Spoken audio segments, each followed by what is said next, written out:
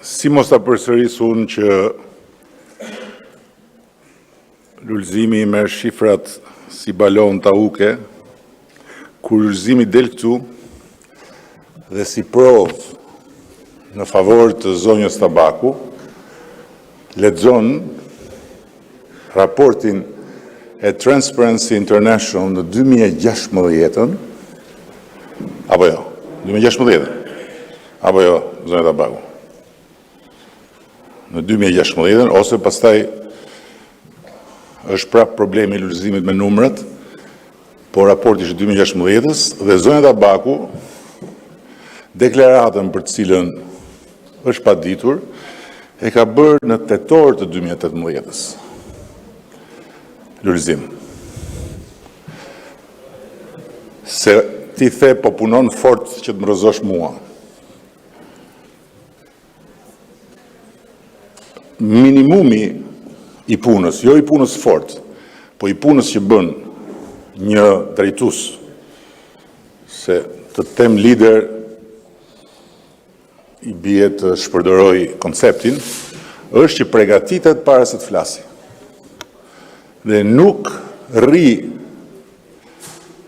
si në kafe, duke zgjatur veshin nga njëra anë, veshin nga ana tjetër, që t'i japin ushqimin që të dali pastaj edhe ta jashtë ekspozoj këtu. Nga ana tjetër the shteti ka filluar të paguaj beketin. Po ku, për shembull, si lullëzim? Se unë e kuptoj pse e thua. E kuptoj pse e thua, sepse kërkon të hysh aty ku ti nuk e për të hyrë dot kurrë, në mendje dhe në zemrat e shqiptarëve. Madje edhe aty ku të futën të tjerët, prapë të tjerët po të nxjerrin. Sepse shqiptarët, të cilëve ti këtu qanë hallin, kanë një cilësi të jashtëzakonshme në raport me shumë popull tjerë për arsyet historisë tyre, për arsyet kaluarës së tyre, që nuk u haqen në shkopin lullëzim. E jo më të uaj lepuri. Shqiptarët e kanë politikën sport kombëtar. Dhe në këtë lloj sporti i ndjejnë lojtarët me hundë. Nuk ka nevojë fare që të rrinë gjatë, e ndjejnë me hundë, se kush e ka me të vërtet dhe kush bën sikur. Askund nuk po paguhet beketi i lullëzim. Askund. Fole për një tjetër që pas ka fituar një arbitrazh dhe thonë se, po si mund dali një drejtues i partisë që synon të drejtoj një vend tërë në foltoren e parlamentit dhe para popullit thonë se. Po këtë kush ta tha këtë? Se këtë nuk e ke nga ata që kenë krah majtës dhe djatës. Ata përpiqen shkretët. Po ti kaq mban. Sa është distanca nga aty këtu, edhe ato që ti thonë aty, ty të bien rrugës, edhe del këtu, edhe pastaj rrotullon pllakën e gramofonit. Tani, për të kthyer tek arsyeja pse u krijua kjo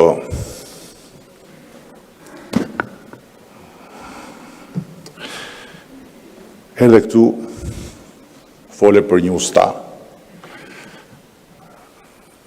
Ma referohet mua ustajnë. Po në fakt, a ish ustaj yt, dhe që a i mbetet ustaj yt, dhe ti e thjesht një qirak i ti, e tregon fakti që ndryshe nga ustaj që e bënde me iPad këtë komunikimin me popullin me mikrofon, ti e bëre me një iPhone. Kështu do jetë edhe partia juaj vitin tjetër, iPadi dhe iPhone-i. Ty iPhone-i do të mbetet, besoj, shpresoj, uroj. E di pse? Për të njëjtën arsye që ta kam thënë dhe rithënë dhe stërthënë. Sepse po që e puna për të zgjedhur midis dy të këshillave, njerëzit zgjedhin origjinalin, nuk zgjedhin kopjen. Do shkojmë në origjinalin, jo me kopjen. Se ajo që bëhet i këtu, ndryshonte vetëm zëri, për mua që ju shoh nga mbrapa, ndryshonte statura, nga flokët nga mbrapa duken njësoj me thënë drejtën, se për shkak të asaj të hedhurës përpjet që keni përpara, por fjalori sadist, kriminalët me të cilët ti ke ngrënë janë në ndhe, merë qetësus para se të vish në sallë. Po ku e di ti që marë qetësusun para se të vish në sallë për shumë? Nga e di. E ke dëgjuar nga ustaj.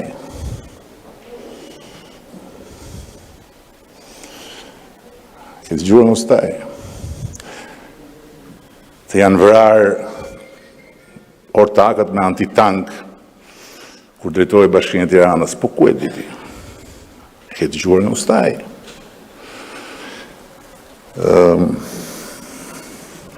E të tjera, me radhë, njësoj si ustaj, por me ndryshim që nuk je ustaj. Je një askopje jo.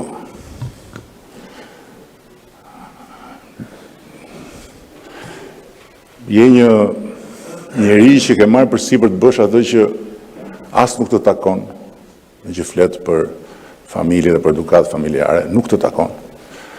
As nuk ka lidhje me gjithë historinë tënde deri kur takove ustajnë. Fare, s'ka lidhje. As nuk ka të bëj fare me atë që të e quan formimi yt i lartë në Hollandë.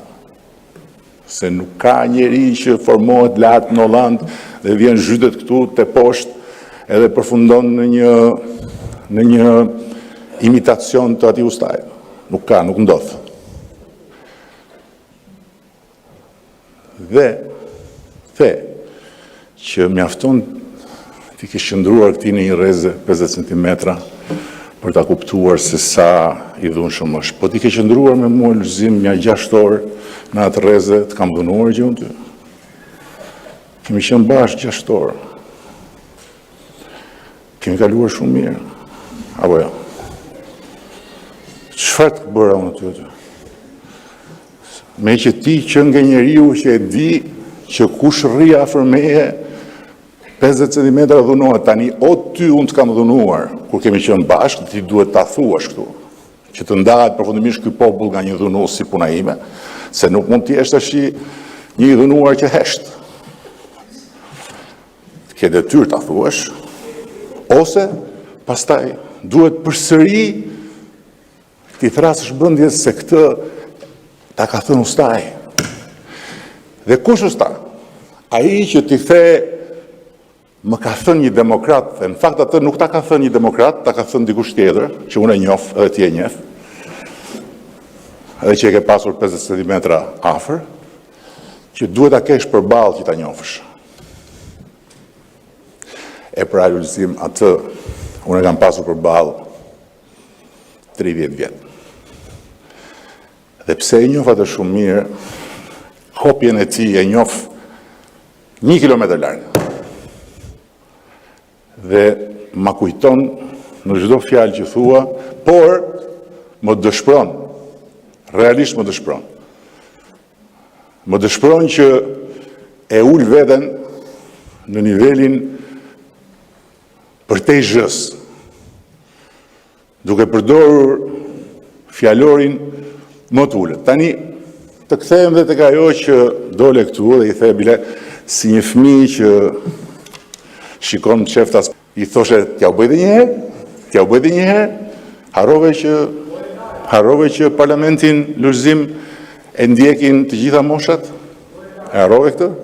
Ku është kë kujdesi yt për njerëzit? Po kujdesi yt për të gjitha zonjat këtu, ku ishte në të rast? Ai është komunikimi im, patjetër. Unë nuk jam as i rënë nga qielli, as i zgjedhur për pap këtu. Po nëse këtu ka një burr që do çohet të më thotë që asnjëherë në jetën e tij në një komunikim privat nuk e ka parë gjuhën t'i shkas në atë fjalë që unë përmenda. Atëherë le të çohet. Çohu ti i pari. Çohu këtu dhe thuaje që kur në jetën tënde, në një komunikim privat me dikë, ty nuk të ka shkar gjua tek një fjalë që ti kujton, njësoj si shkujtonit kur nëzorët fotografit laguriq që do t'i bënin shqiptarët të më kthenin kurrizin. Mi afruat më shumë. Pse? Se nuk janë budallej. Nuk i bëni dot për budallej. Dhe ti kujton se duke nxjerrë këtu atë përgjim, sa ish një përgjim,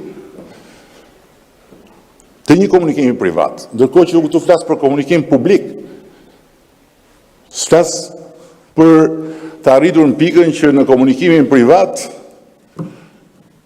ne të gjithë të jemi në gjendje që në asnjë moment mos ta humbim të ruan.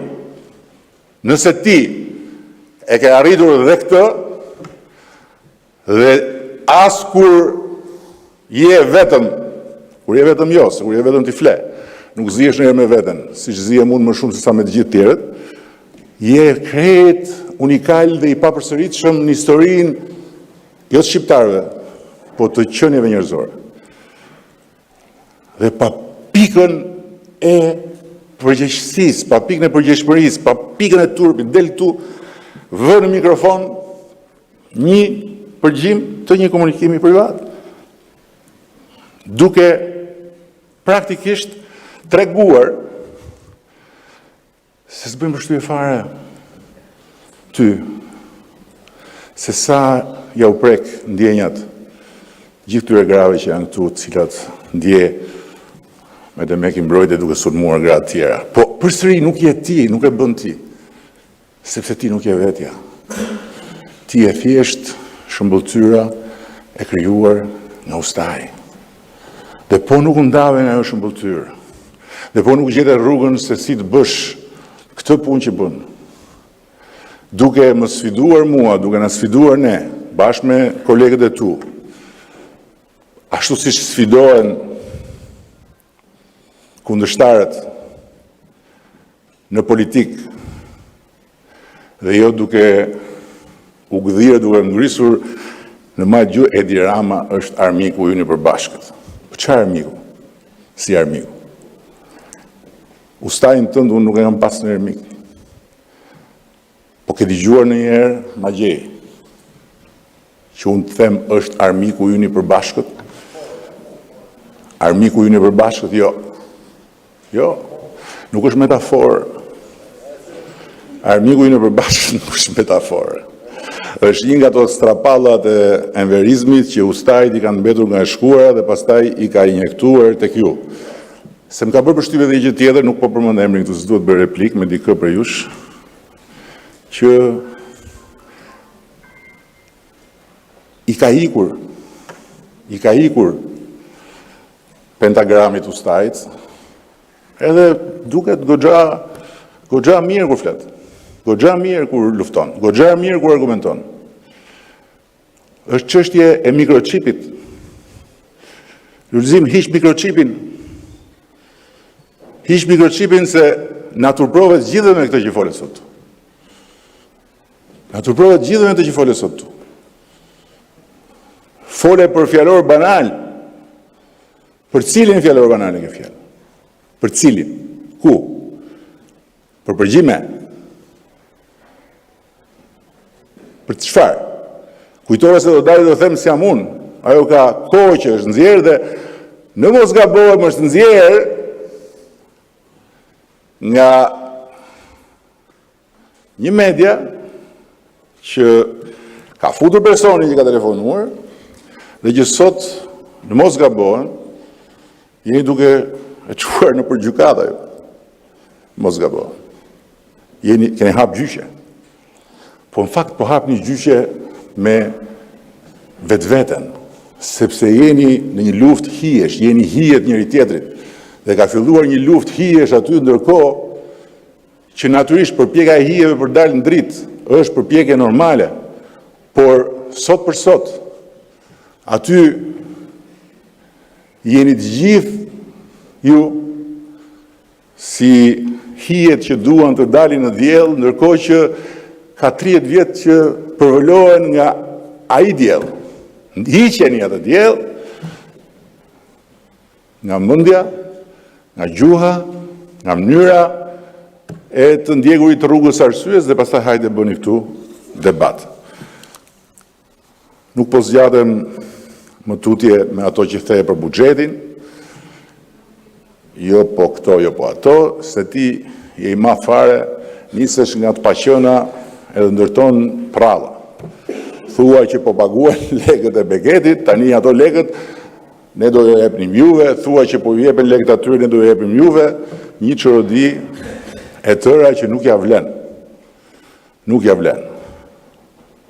Unë të falenderoj për gjithë thyrjet edhe sharjet e tua, jo metaforike, të drejtë për drejta,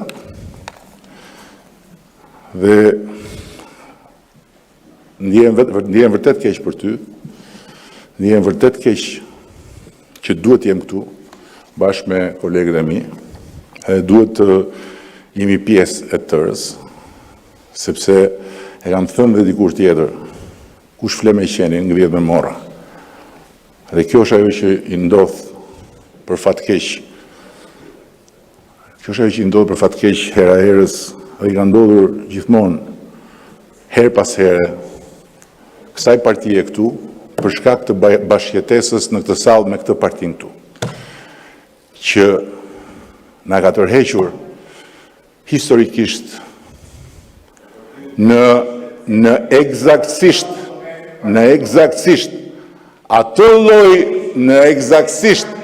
atë lloj balte, Zoti Bardhi, mund ndërini shihen e cilës sa po keni filluar ta ndjeni, eksaktësisht në atë lloj balte, për të cilën sa po keni filluar të ndjeni se sa e ullët, sa e poshtër, sa e ndyrë është. Tani që po e provoni vetë, tani që po ju kthehet juve, dhe për cilën tani po shkoni dhe në përgjyqje. Pa që i fat me gjyqet, dhe sot në fakt për të ardhur këtu mora fashikullin e zonjës Tabaku, nuk mora fashikullin e Lulzimit, se ka dhe Lulzimi një gjyq të humbur me mua, nuk e mora atë, nuk mora as fashikullin e Ustajit, se ka dhe ai gjyq të humbur me mua, por çfarë i bashkon të gjitha ata fashikuj? Çfarë i bashkon? I bashkon një gjë, të gjitha bashkë, që nga ai që Lulzimi e quan Ustaji im, kjo është më kryevepra, Ustaji im, që nga ai Ustaji deri tek gjenerata e këtyre të Hollandës, dhe nuk e di ku ishte ajo sfera tjetër e lartë akademike ku kishte studiuar zonja Tabaku, i bashkon eksaktësisht ajo të cilën tani sa po keni filluar ta provoni. Mirë po, problemi është që ndërkohë që e provoni, vazhdoni dhe bëni të njëjtën gjë me ne përsëri. Bëjeni, për ne s'ka asnjë problem. Sepse ju thash, sa herë dilni këtu dhe përsërisni atë lloj fjalori, aq herë ju kujtoni shqiptarëve që humsa jeni, humsa do jeni, humsa keni qenë. Por ajo për cilën unë shqetësohem, me që më pyete për çfarë shqetësohem, është ajo pjesa tjetër. Pjesa që ka të bëjë me faktin që ata që dëgjojnë nuk thonë këta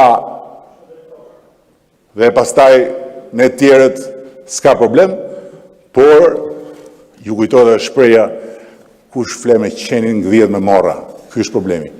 Dhe e keni të mundur që ta çlironi këtë parlament, e keni të mundur që ta çlironi këtë politikë, e keni të mundur që ta çlironi këtë shoqëri nga makthi i këtyre seancave, ku mund të thoni të gjitha çfarë të doni, mund të përdorni të gjitha ngjyrat e gjuhës shqipe si të doni, por ku nuk keni pse bëheni bishti i ustajit, siç keni qenë tërë jetën tuaj në atë parti, dhe siç tani që doni të bëni sikur sjeni, u akujtoni njerëzve që jeni thjesht dhe vetëm bishti i tij. Por siç thoshte ai votuesi juaj, edhe i bashkëdeputetit tim nga Durrësi, bishti i shtrëmbër mbetet.